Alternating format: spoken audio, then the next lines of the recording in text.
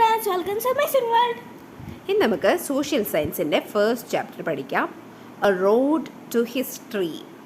ഹിസ്റ്ററിയിലേക്കുള്ള വഴി. ഹിസ്റ്ററി എന്ന് വെച്ചാൽ എന്താണ്? പണ്ട് നടന്ന കാര്യങ്ങളെ പറ്റിയിട്ടുള്ളൊരു രേഖയാണ് ഹിസ്റ്ററി അല്ലേ? എന്തിനാണ് നമ്മൾ ഈ പണ്ട് നടന്ന കാര്യങ്ങളൊക്കെ പഠിക്കുന്നത്? നമുക്കിപ്പോൾ ഉള്ളത് പഠിച്ചാൽ പോരെ? പഴയതൊക്കെ പഠിച്ചിട്ട് എന്താ കാര്യം? പഴയത് പഠിക്കുന്നതിൽ നിന്ന് നമുക്ക് ഒരുപാട് പുതിയ അറിവുകൾ കിട്ടും. നമുക്കൊരു മനുഷ്യന് ഒരു ലൈഫല്ലേ ഉള്ളൂ. അപ്പോൾ എല്ലാം എക്സ്പീരിയൻസ് ചെയ്യാനുള്ള സമയം നമുക്കതിൽ കിട്ടില്ല.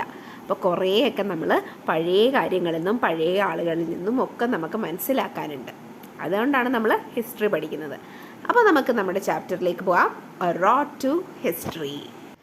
This is the picture of a school. You are also studying in such a school, aren't you? കണ്ടോ, ഈ പിക്ചർ കൊടുത്തേക്കുന്നത് ഒരു സ്കൂളിൻ്റെ പടമാണ്. നിങ്ങളും ഇതുപോലൊരു സ്കൂളിലല്ലേ പഠിക്കുന്നത്? You know a lot of facts about your school, don't you? നിങ്ങൾക്ക് നിങ്ങളുടെ സ്കൂളിനെ കുറിച്ച് ഒരുപാട് കാര്യങ്ങൾ അറിയാം അല്ലേ? Try to write down the details of your school.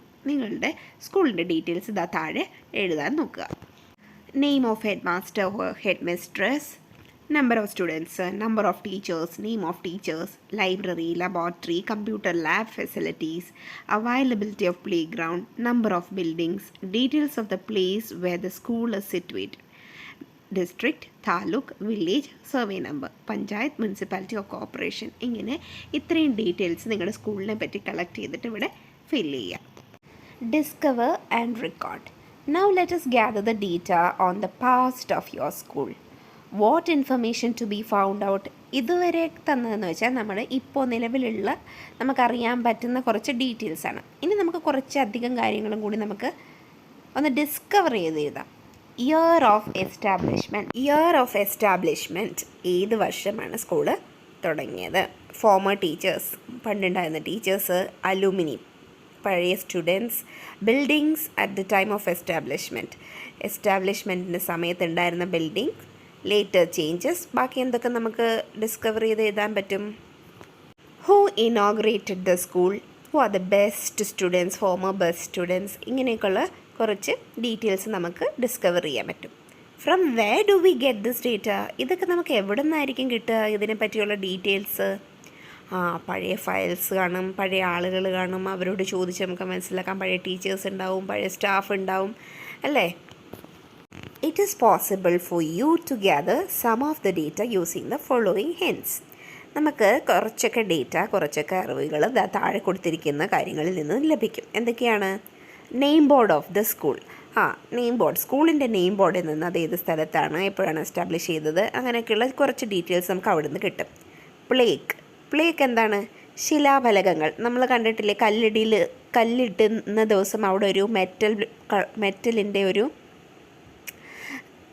ഫലകം കുഴിച്ചിടില്ലോ, അതിനകത്ത് ഇങ്ങനെ ആരാണ് ഇനോഗ്രേറ്റ് ചെയ്തത്, ഏത് വർഷമാണ് എന്നൊക്കെ പറഞ്ഞിട്ടുള്ള ഡീറ്റെയിൽസ് അതിനകത്തും കാണുമല്ലോ. അപ്പോൾ ആ പ്ലേക്കിൽ നിന്നും നമുക്ക് കുറച്ച് ഡീറ്റെയിൽസ് കിട്ടും. പിന്നെയോ സ്കൂൾ ഡയറി, ആനുവൽ സുവനീർ, അതായത് ആനുവൽ മാഗസിനൊക്കെ ഉണ്ടാവുമല്ലോ. അപ്പോൾ അതുപോലെ ആനുവൽ സുവനീർ, ഓരോ വർഷത്തിൽ ഇങ്ങനെ പോയ വർഷങ്ങളിൽ ഇറക്കിയിട്ടുള്ള സുവനീറിൽ നിന്നും നമുക്ക് കുറച്ച് ഡീറ്റെയിൽസ് കിട്ടും. Attendance registers of previous years, കുറച്ച് വർഷങ്ങൾക്ക് മുമ്പുള്ള അറ്റൻഡൻസ് രജിസ്റ്റർ നോക്കാം. അഡ്മിഷൻ രജിസ്റ്റർ, അഡ്മിഷൻ എടുത്തേക്കുന്ന രജിസ്റ്ററും നോക്കിയാൽ നമുക്ക് സ്കൂളിനെ പറ്റിയുള്ള കുറച്ച് ഡീറ്റെയിൽസ് അവിടെ നിന്ന് കിട്ടും. Let us collect some information orally. To whom shall we approach for this? കുറച്ച് ഇൻഫർമേഷൻ നമുക്ക് ചോദിച്ചറിയാം. ആരോടാണ് നമ്മൾ അതിനു വേണ്ടി ചോദിക്കേണ്ടത്? The elders living near the school. സ്കൂളിനടുത്ത് താമസിക്കുന്ന പ്രായം ചെന്ന ആളുകളോട് ചോദിക്കാം. അലൂമിനി എന്ന് പറഞ്ഞാൽ മുൻകാല വിദ്യാർത്ഥികളോട് നമുക്ക് ചോദിക്കാം. PTA റെപ്രസെൻറ്റേറ്റീവ്സ്, പേരൻറ്റ്സ് ടീച്ചേഴ്സ് അസോസിയേഷൻ്റെ റെപ്രസെൻറ്റേറ്റീവ്സിനോട് ചോദിച്ചും നമുക്ക് സ്കൂളിനെ പറ്റിയുള്ള ഡീറ്റെയിൽസ് കളക്ട് ചെയ്യാം. Do you need more data? കുറച്ചും കൂടി ഡേറ്റ വേണമെന്ന് തോന്നുന്നുണ്ടോ?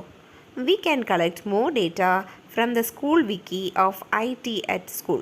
School Vicky IT at school എന്നുള്ള പേജ് വഴിയും നമുക്ക് സ്കൂളിനെ പറ്റിയുള്ള ഡേറ്റാസ് കളക്ട് ചെയ്യാം. Using the information and photos gathered, prepare a book titled The History of My School. നമുക്കിങ്ങനെ കിട്ടിയ നമ്മുടെ ഡേറ്റാസും പിന്നെ പിക്ചേഴ്സും ഒക്കെ വെച്ചിട്ട് നമുക്കൊരു ബുക്ക് എഴുതാം. എന്തായിരിക്കും ബുക്കിൻ്റെ പേര്? The History of My School. You can release it in the class PTA meeting or assembly. Class PTA മീറ്റിങ്ങിലോ അസംബ്ലിയിലോ നമുക്ക് ഈ ബുക്ക് റിലീസ് ചെയ്യാം. It is a written records and oral information that helped us to write the history of our school. These are the sources of data for writing the history of the school. അല്ലേ, നമുക്കിപ്പോൾ കുറച്ച് datas നമ്മൾ collect ചെയ്തു അല്ലേ, orally collect ചെയ്തതുകൊണ്ട് അല്ലാതെ recordically collect ചെയ്തതുകൊണ്ട്. ഇതാണ് നമ്മൾ നമ്മുടെ സ്കൂളിൻ്റെ ഹിസ്റ്ററിയെ പറ്റി എഴുതാൻ പ്രാപ്തരാക്കിയത്. Searching for evidence. Like the school, each family, village and country has its own history. നമ്മളിപ്പോൾ സ്കൂളിൻ്റെ പാസ്റ്റ് തിരഞ്ഞ് കണ്ടുപിടിച്ചില്ലേ, ഇതുപോലെ തന്നെ ഓരോ ഫാമിലിക്കും ഒരു വില്ലേജിനും കൺട്രിക്കും, അതായത് ഒരു കുടുംബത്തിനും ഒരു വില്ലേജിനും ഒരു രാജ്യത്തിനും എല്ലാം അതിൻ്റേതായ ഹിസ്റ്ററി ഉണ്ട്, പൂർവ്വകാലമുണ്ട് അല്ലേ. We get information on the food habits, dress, dwelling places, occupation and administrative system of different ages through historical enquiry. ഇതുപോലെയുള്ള ഹിസ്റ്ററിക്കൽ എൻക്വയറി വഴി നമ്മൾക്ക് മുമ്പ് ജീവിച്ചിരുന്ന ആളുകളുടെ ഫുഡ് ഹാബിറ്റ്സും അവരെന്ത് ഡ്രസ്സായിട്ടത്, എവിടെയാണ് താമസിച്ചത്, എന്ത് തരത്തിൽ ജോലിയാണ് ചെയ്തത്, എന്ത് തരത്തിലെ അഡ്മിനിസ്ട്രേഷൻ ഭരണഘടന എന്തായിരുന്നു അന്നത്തെയൊക്കെ എന്ന് നമുക്ക് മനസ്സിലാക്കാൻ സാധിക്കും. This information helps us to recognize the gradual development that human beings attained through different periods of history. അവിടെയാണ് എന്തിനാണ് ഹിസ്റ്ററി പഠിക്കുന്നത്, എന്തിനാണ് ഈ ഇൻഫർമേഷൻ നമ്മൾ കളക്ട് ചെയ്യുന്നത്. ഈ information helps to recognise the gradual development. എങ്ങനെയാണ് മനുഷ്യൻ പതിയെ ഡെവലപ്പ് ചെയ്ത് ഇന്ന് കാണുന്ന മനുഷ്യനായി മാറിയത് എന്ന് മനസ്സിലാക്കാൻ നമുക്ക് സാധിക്കും. History is a record of the progress that human beings acquired down the ages. എത്രയോ വർഷം കൊണ്ട് മനുഷ്യൻ്റെ പുരോഗമനം, മനുഷ്യൻ്റെ പ്രോഗ്രസിൻ്റെ ഒരു ആകത്തുകയാണ് ഈ ഹിസ്റ്ററി എന്ന് പറയുന്നത്. Pre historic period.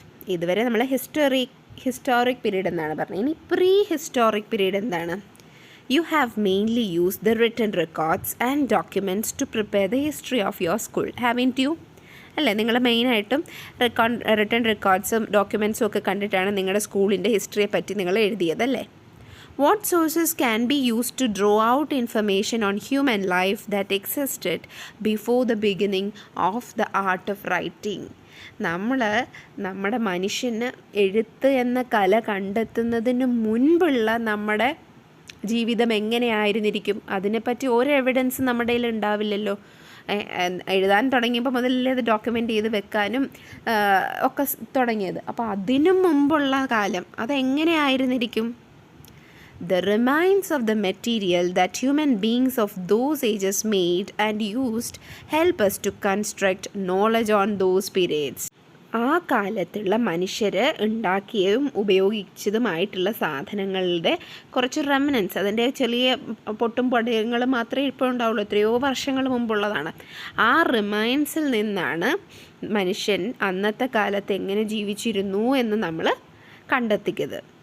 A few such objects can be found in the pictures given below. താഴെ കൊടുത്തിരിക്കുന്നത് അതുപോലുള്ള ചില സാധനങ്ങളാണ്. പ്രീ ഹിസ്റ്റോറിക് പീരീഡിൽ, അതായത് എഴുത്തും കലകളും ഒക്കെ വരുന്നതിന് മുമ്പുള്ള കാലത്ത് മനുഷ്യൻ ഉപയോഗിച്ചിരുന്ന ചില പ്രത്യേക സാധനങ്ങളുടെ പിക്ചേഴ്സാണ് താഴെ കൊടുത്തിട്ടുള്ളത്. The period before the formation of art of writing is known as prehistoric period.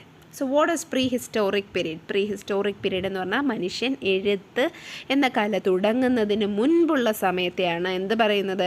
Prehistoric period. The period before the formation of art of writing is called as the prehistoric period. Stone tools used during the prehistoric period. Stone tools ഉണ്ടോ? കല്ല് ചെത്തി മിനുക്കിയിട്ട് tool പോലെ ആക്കിയിട്ടാണ് ഓരോ കാര്യങ്ങൾക്ക് വേണ്ടി കുഴിക്കാനും ഹണ്ടിങ്ങിനും ഒക്കെ ഉപയോഗിച്ചിരുന്ന ടൂൾസാക്കി മാറ്റിയിട്ടുണ്ട്.